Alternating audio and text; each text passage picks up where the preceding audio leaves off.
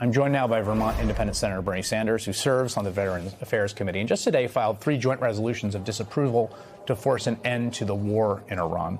I want to start on the Veterans Affairs Committee that you served on. And I know you've been incredibly active in veterans issues throughout the duration of your career. And one of the things that I think anyone who's worked with veterans and around veterans knows is the sort of the gravity, the solemnity, the stakes of war, of what it means to send people to war, what it means to be shooting at people and possibly causing their death, and what that can mean to the people that do it. And I just wonder your reaction to see the glibness, the weird casualness, the strangeness of the way this president seems to undertake this entire enterprise. Look, we are living, as I think most people know, with a president who is a pathological liar. He is an authoritarian. What concerns him most is wealth and power. I think he has very little empathy for his fellow human beings.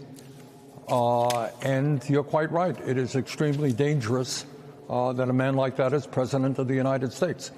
And Chris, what we have got to do, is figure out why that happened and how we build a political movement of working people that ends Trumpism once and for all, starting in 2026.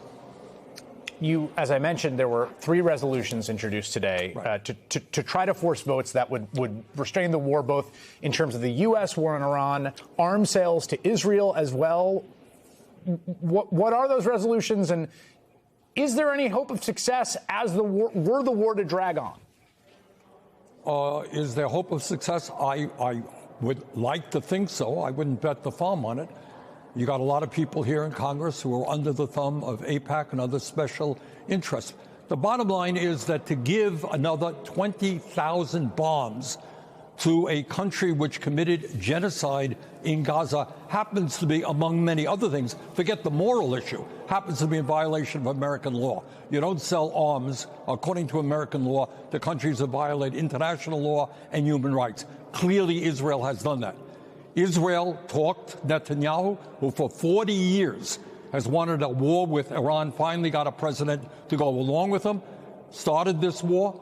And it's not only the horror that's taking place in Iran right now, something like 15%, a million people in Lebanon have been displaced. Israel is moving aggressively in the West Bank, killing people, displacing people, making the idea of a 2-state solution virtually impossible. Why anybody in their right minds would want to continue funding Israel is beyond me.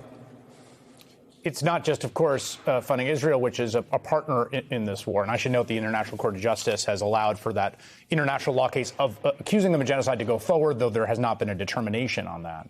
But there's also, of course, the U.S. spending. The word today that it's going to be a $200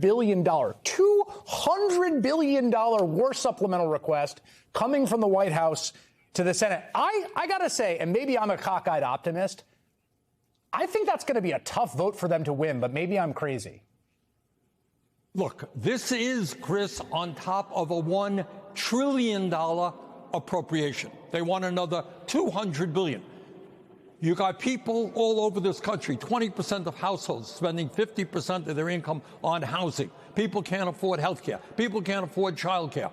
And this guy, in addition to giving tax breaks to billionaires, now wants to spend another $200 billion on a war that should never have been fought. So I think, clearly, I think the Trump people are in a bit of panic. They're losing ground. Gas prices are soaring. There is massive discontent against this war. It's got to end, and we've got to make sure that Trump is neutered in 2026. There was some news today. I've been watching you.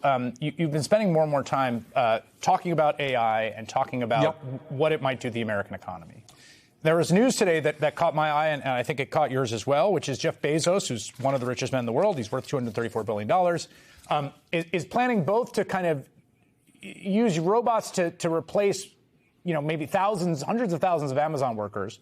But he's also now going to raise a fund that is going to be investing in the automation and replacement of manufacturing workers in all sorts of industries everywhere. This seems like I don't know.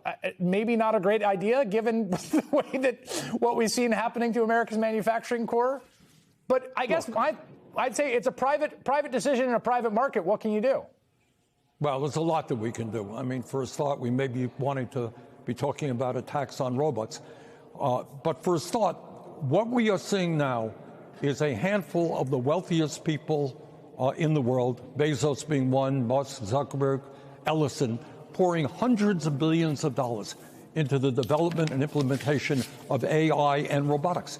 And what is the goal? The goal, obviously, is to make money for corporations and themselves and to replace human labor. And now Bezos is upfront about it. Hey, we can automate, put robots in manufacturing plants all over America, throw workers out on the street. We can make these companies have more and more money and more profits.